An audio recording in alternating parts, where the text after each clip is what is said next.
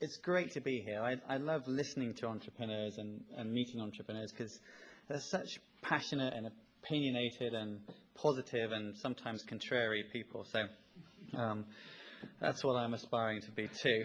I'm going to try and tell you my story as best I can.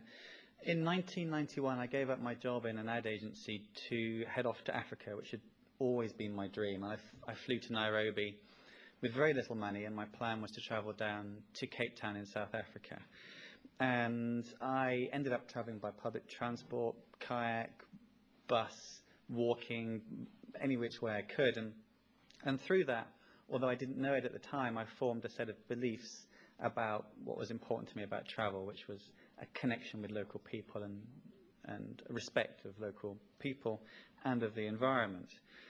And 4 years after that, I was working at the Body Shop for Anita Roddick, which is has been a great breeding ground for entrepreneurs and ethical entrepreneurs, and was really inspired by Anita that, frankly, that I could make money and be ethical at the same time, if that doesn't sound too shallow.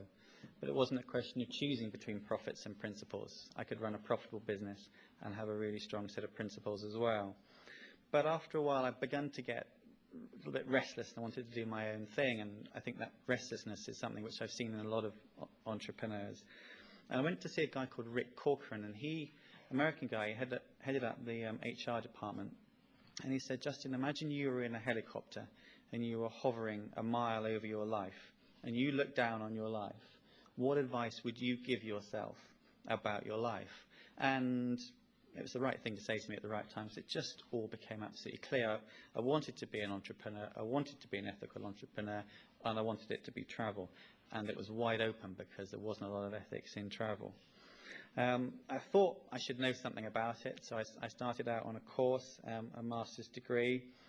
My vision of myself was sat in an eco-lodge, chatting to locals and watching elephants, and I thought that would be a great life. But the course tutor said to me, he said, you're a marketing person. Use your skills that you've had from your previous career and background and apply that in travel. And so, somewhat reluctantly, that's what I did, and decided I wanted to create a place where people could find amazing trips, amazing places to stay, all of which had the same sensibility that I had about responsible travel.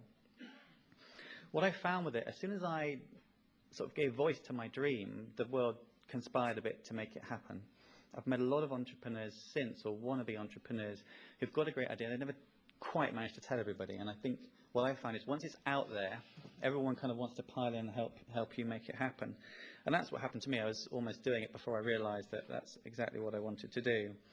Now, the next bit was to think of the name, really, and it isn't exactly an innocent, is it? Responsible travel. I mean, it's the marketing guy in me told me it was death on wheels, and I thought of 150 other names. But in the end, I thought, well, let's just do it. It is what I want it to be, and I felt that I could make it something inspiring and something different.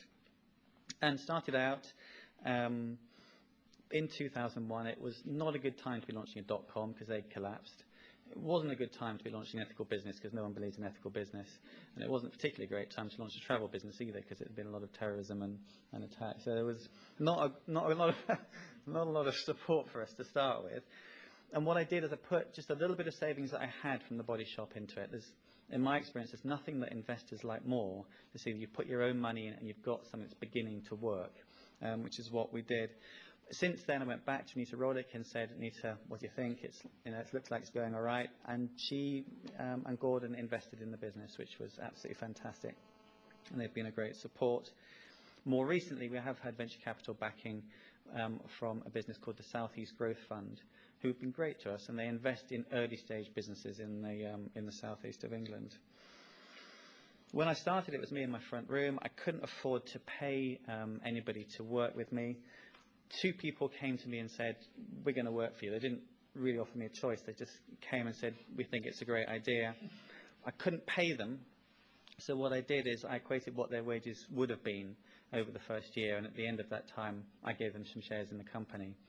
Some people will tell you, never give away shares, control as much as you can. I felt that I wanted to have great people in the company, and I'd rather have a smaller piece of something bigger through the endeavours of those great people.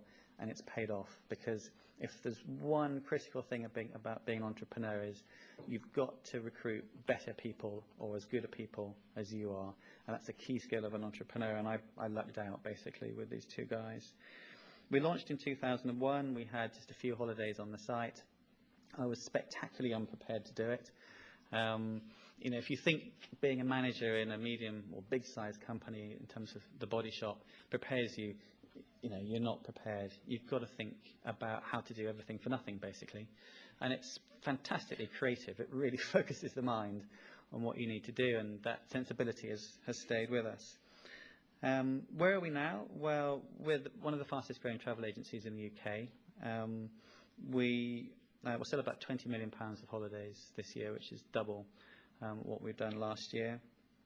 We've gone from 6 staff to 16 staff in the last year. Along the way, we've campaigned. We campaigned against Thompson Holidays, which I thought I kind of had this idea because the Body Shop campaigned that everybody was used to businesses campaigning, but they absolutely freaked out and went absolutely bananas at us and put heavy pressure on us to stop our campaign. More recently, we put pressure and campaign on the government to try and find an appropriate way to constrain the growth in air travel. And I think we've also, having been the first business ever to start talking about the words responsible travel, now I'm most proud, I guess, that we're part of a movement which is far bigger than us. Governments, the industry, journalists, and they're all talking about responsible tourism. We're also profitable, and nicely profitable, which I'm also make no bones about, and I'm proud of too. My tips, just to finish with, for any entrepreneur would be declare your dreams, get it out there, don't keep quiet about it.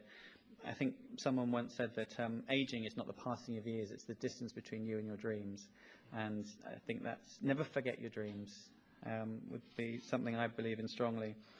Get good people, absolutely vital.